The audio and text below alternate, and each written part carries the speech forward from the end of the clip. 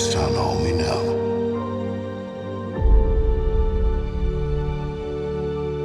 A 1,000 generations live in you now.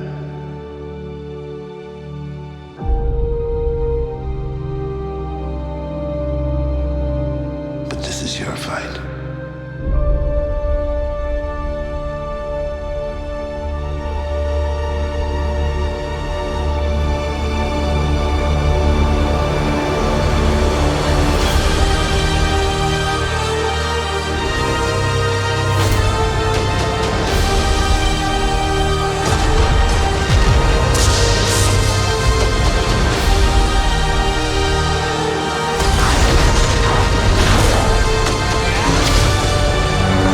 Your journey.